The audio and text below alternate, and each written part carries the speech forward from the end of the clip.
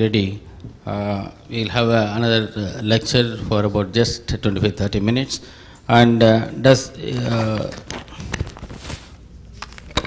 when should I suspect a genetic cause for diabetes? This is going to be addressed by Dr. Bharat Ramji, Medical Director, ARCA Center for Hormonal Health, Anna Nagar. I'd request Dr. Selva Pondian to present this memento and welcome him on the stage.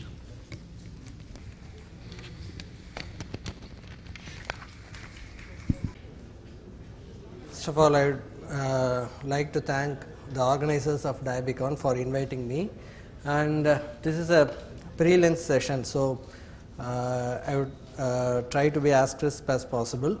The topic given to me is when should I suspect a genetic cause of diabetes. Actually, I thought of introducing this concept, but Dr. Krishna Sheshadri did a nice presentation highlighting the various genetic and epigenetic aspects which are involved in the management of in the causation of type 2 diabetes. So, my talk has been already covered by Dr. Krishna, so I thank him for that. And this is when we talk about a genetic cause of diabetes, we know that all the diabetes, whether it's a type 1, type 2 or secondary, or everything has become a genetic disease now, because previously type 2 diabetes was more of an environmental disease, but nowadays we know that there are so many genome wide association studies have shown that there are a lot of genetic loci which are associated with the risk of inheritance of type 2 diabetes. So, I do not want to discuss those polygenic factors of type 2 diabetes. Also, we know that type 1 diabetes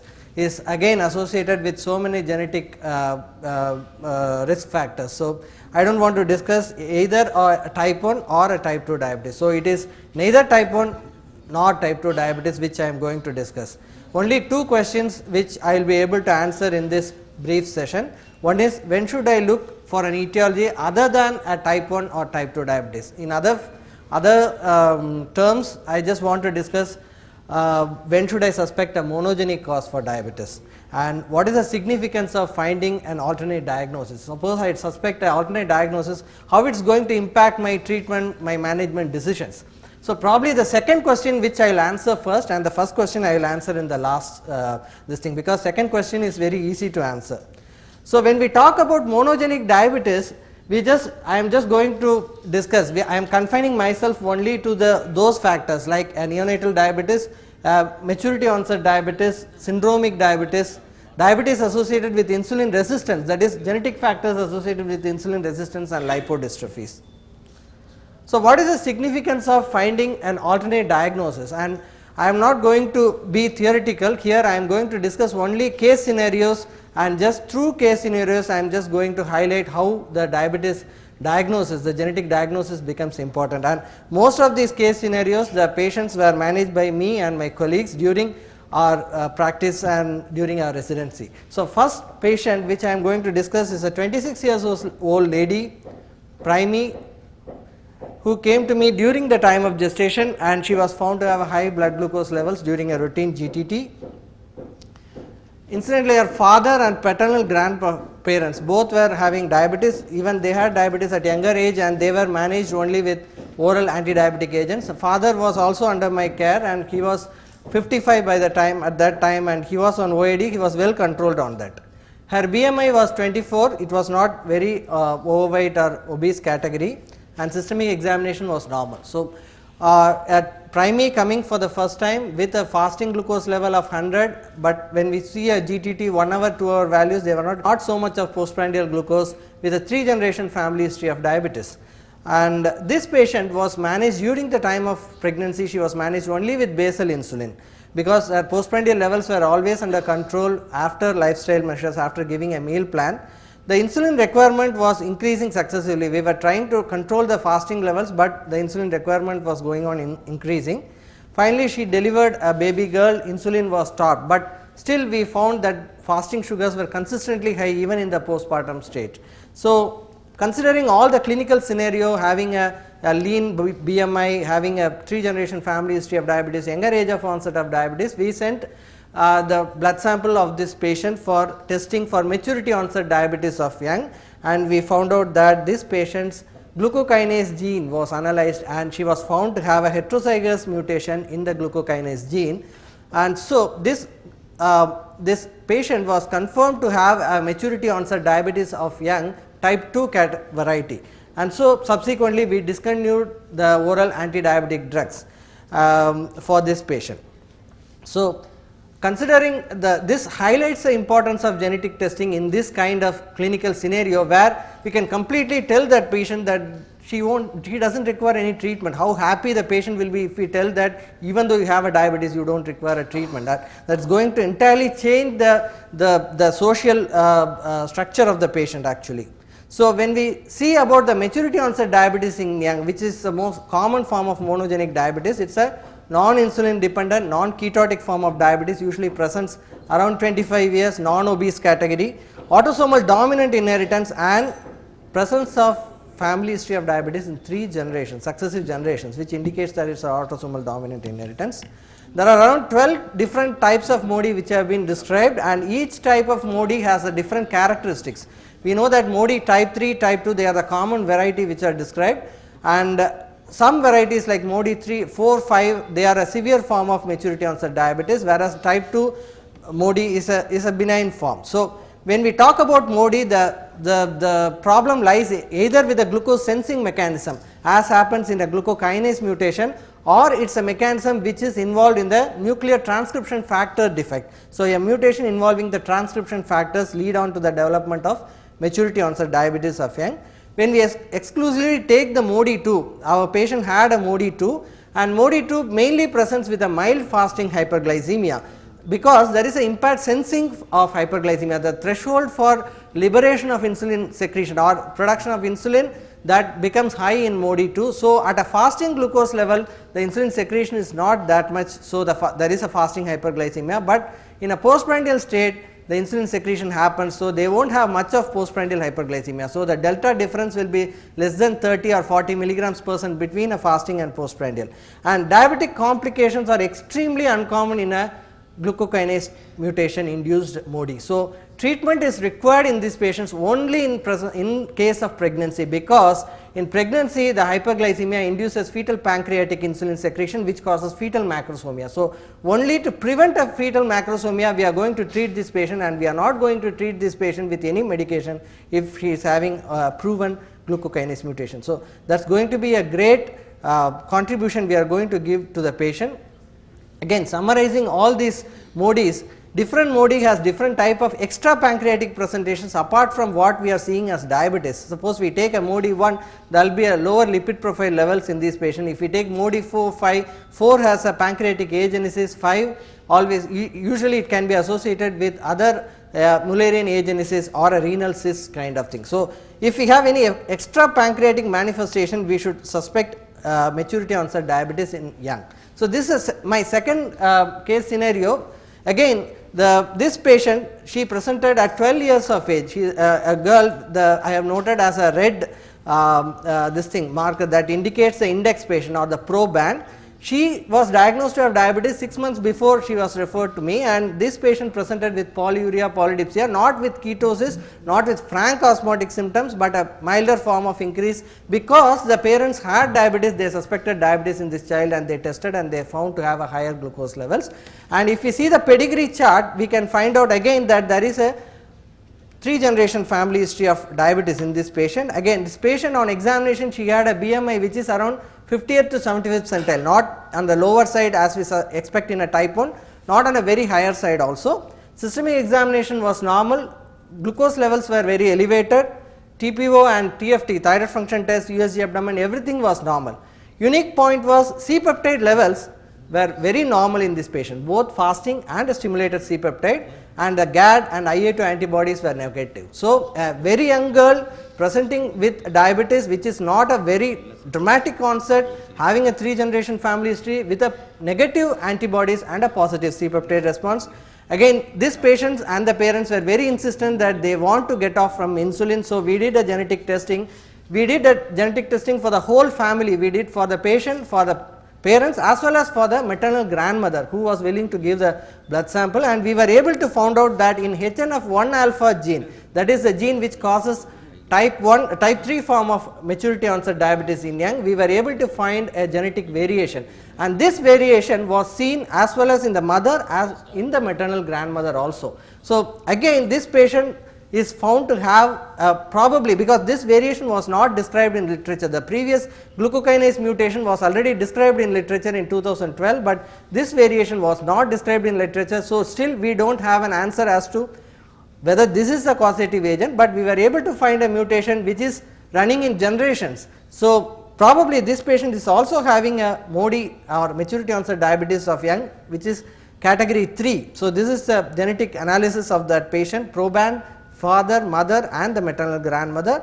This patient was successively, we shifted to sulfonylurea, but we were not able to completely wean off the insulin in this patient. But at present she is under follow up, HbA1c is fairly coming down to around 8-9, but we are not able to completely wean off this patient with insulin. So, and we try to find out some workup, some data analysis, and we saw that this similar kind of mutation study was done in several patients, and some patients were successively, they were shifted to sulfonylurea and they were found to have a good remission or good control of diabetes after going to sulfonylurea from insulin. There was a 75% improvement in the A1C levels after these patients were shifted to sulfonylurea. When compared to metformin, sulfonylurea works very well in MODY type 3, and this is a MODY study which was recently published from CMC Vellore. In India this has been done, and they have found out that there are so many novel mutations which were not described elsewhere in the world. They have found out novel mutations. So, MODY is if we have a very good clinical suspicion, we can definitely make a good diagnosis and we can change the treatment pattern in MODY. So, a treatment decision is definitely going to be helpful. The genetic mutation is going to be play an important factor in converting from insulin to sulfonylurea in, especially in maturity onset diabetes of young. Even in neonatal diabetes we have got case reports, and I am going to describe those things in my further slides. And if we have a MODY type 2, we can even stop the treatment for this situation. So, the second point where genetic diagnosis is important is for the course, for understanding the course of the disease, whether it is a transient one or it is a permanent form of neonatal diabetes, because especially when children are affected with diabetes, invariably the parents will ask one question, that whether this diabetes is going to go or it is going to stay with them for lifelong. Second question they will ask is whether this will be coming to the next generation, or if they are planning for second pregnancy, whether the second child also can have diabetes or not. So, these are the questions definitely we have to address as an endocrinologist and diabetologist in those situations, and genetic mutation will help in a long way in solving these problems. So, my third case is a 2-month-old female baby. She was brought by the mother because the mother was worried that there were ants found in the diaper. So, this baby on examination, on evaluation found to have elevated blood glucose, born of non-consanguineous marriage, and birth weight was 2.5 kgs, and no significant perinatal events, examination was normal. So, fasting postprandial very high levels, GAD and IA2 antibody again negative, C-peptide level was low in this child. So, whenever we have a neonatal diabetes, it is mandatory to do a genetic testing in these kind of children, because definitely we can have a higher chance of getting a sulfonylurea receptor mutation, as we found out in this child. So, this child, the mutation analysis showed that there was a heterozygous missense mutation in ABCC8 gene. We know that this ABCC8 controls the potassium channels, and if there is activating mutation in the ABCC8 or the KCNJ11 mutation, that causes persistent opening of the potassium channels. So, failure of closure of calcium, so the calcium channels are not able to open, so the failure of insulin secretion. So, but when we tested the parents, they were found to have negative for this mutation. So, this mutation has been a de novo in this patient, and after finding out this mutation, we were able to shift this neonate to glibenclamide, and after shifting to glibenclamide, actually the patient's HbA1c improved and the C-peptide levels also improved. So, a dramatic way of changing the lifestyle of the child, a neonate, from an insulin dependence to entirely to sulfonylurea is only possible when we do a genetic analysis in such kind of patients, and we published this as a case report in Journal of Pancreas. Simultaneously, we had another child, though here it is described as ABCC8 as a permanent neonatal diabetes.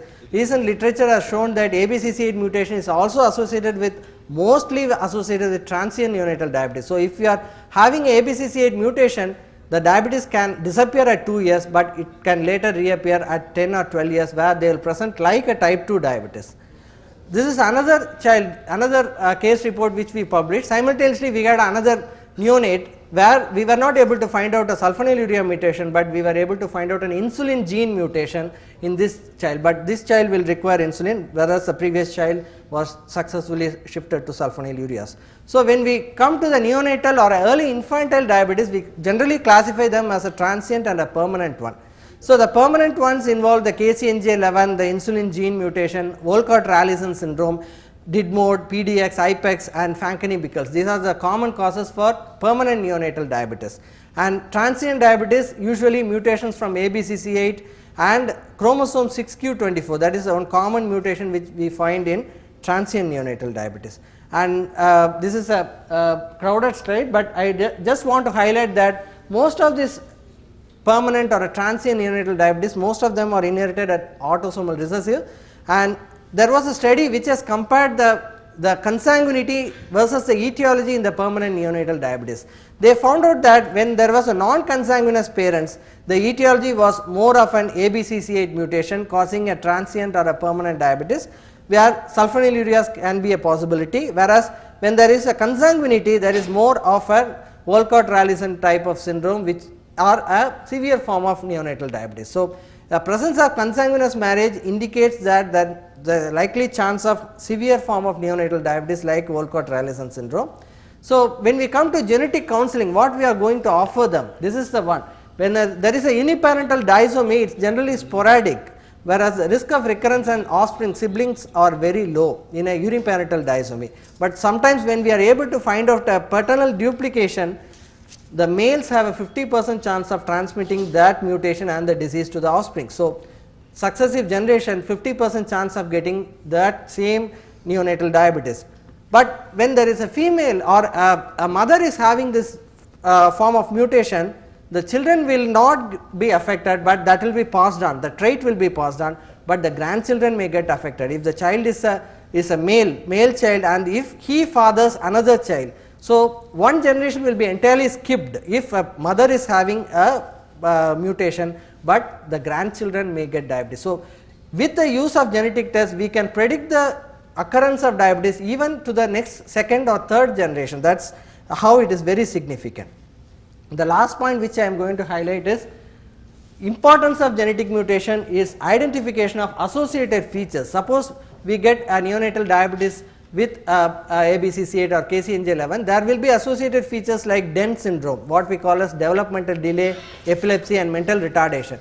And using sulfonylurea in these children is going to improve the epilepsy, improve the developmental delay also. They have clearly shown that shifting from insulin to sulfonylurea improves even the Denz syndrome in these children. And suppose we are having a Wolcott-Rallison syndrome, suppose we are diagnosing it with a genetic mutation, we should expect a hepatic dysfunction, because we even 2 years back there was article in Times of India and Hindu, a child was followed up by my endocrinologist colleague Dr. Sriram Mahadevan, who had a Wolcott-Rallison syndrome genetically proven, and the child we lost the child because of fulminant hepatic failure. So, we can anticipate certain problems in these children if only we are able to going to make a genetic diagnosis.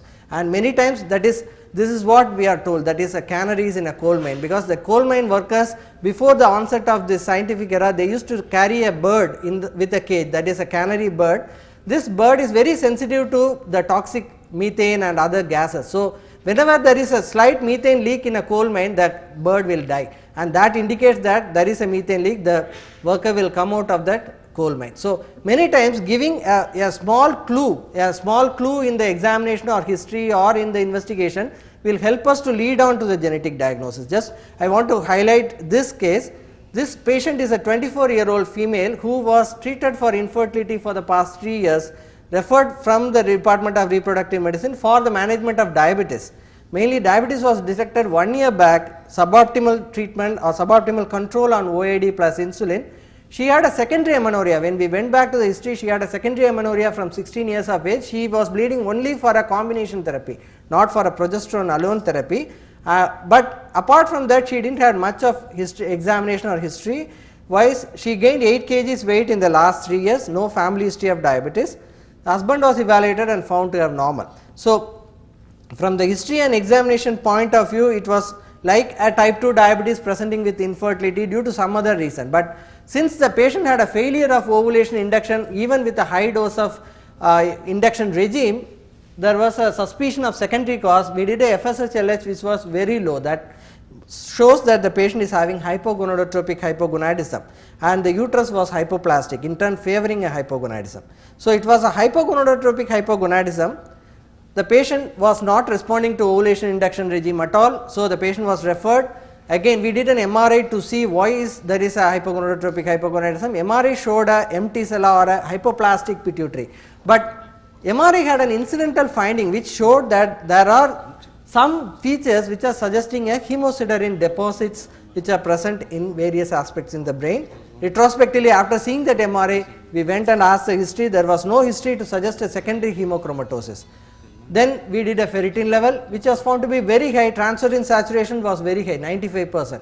So, this patient is having actually a primary hemochromatosis, and we would have missed this diagnosis if we have not gone behind, that is ahead of that MRI. We were able to get a diagnosis in this patient, because hemochromatosis is quite uncommon in a female.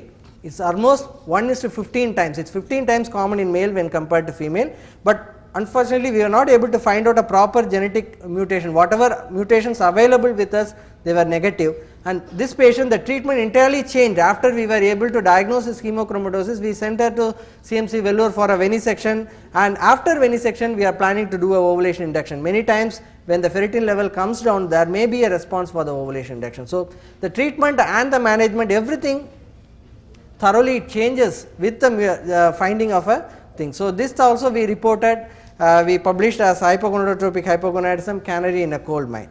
So, my last part is, we are seeing more and more of type 2 diabetes in young children. So called type 2 diabetes, whenever the children present with obesity, acanthosis, hirsutism, even they will have a PCOS phenotype, and we brand them as type 2 diabetes in young. But always we should have in mind that monogenic cause for insulin resistance should be kept in mind whenever we work up for a child with a type 2 diabetes. So, clinically, phenotypically they will be presenting with type 2 diabetes, but when we analyze, they can have one of these syndromes like Alstrom's, or they can have a Rabson-Mendenhall syndrome. This is a typical leprechaunism, severe form of insulin resistance syndrome with a severe hirsutism, acanthosis, and the broad and the coarse faces. It resembles like a mucopolysaccharidosis or a congenital hypothyroidism. And this man, very lean man, but lot of lipodystrophy, that is total lipoatrophic form of diabetes. So, this man is entirely a lean phenotype, but still he will have a high degree of insulin resistance because of lipoatrophy. So, finally, I am just concluding with this slide what Dr. Krishna was already telling, that many of this, the genetics which we do, they have an association with the risk of type 2 diabetes also. It is not that if we find out a HNF1 alpha mutation, it is not that they are going to be MODY always. Sometimes even type 2 diabetes patients, they have an association, some polymorphisms, genetic polymorphisms which are attributed for monogenic diabetes are also causative agent for type 2 diabetes. So, it is a mixed picture. With the presence of a proper clinical history, proper examination, and open eye and open mind, we will be able to make a genetic diagnosis for a given patient. So, just in a nutshell, my last slide, in a neonate or child, we will suspect a genetic cause when there is an onset of diabetes before 2 years of age, when there is a negative autoantibodies, or when there is a normal C-peptide response, or when there is presence of dysmorphic features. At the same time, in adults, we should suspect a genetic cause when there is an younger age of onset of diabetes without obesity, younger age of onset with a strong family history, and when there is a multi-system involvement, especially we should be active in finding out a genetic cause. Because, and I will conclude with this, that pharmacogenomics, it holds a key for the diabetes management in future. So, I would like to acknowledge Dr. Sriram, Dr. Anish, Dr. Sujata Jagdish, who were also very helpful in finding out the cause and managing the patients. Thank you. That was an excellent lecture, sir. Thank you very much. I request Dr. Santhanam to present this photograph as a mark of our gratitude and thanks to the speaker. Photographer. We will now break for lunch for 45 minutes. Before that, please stay back for an important announcement. You need to sign the register there to get your MCA certificate, number one. And number two, you need to pay 200 rupees if you want to get it by post. Please pay 200 rupees at the registration counter. Don't forget to sign it. You will receive it by post. We will break for lunch. We will be back at 2:45 sharp.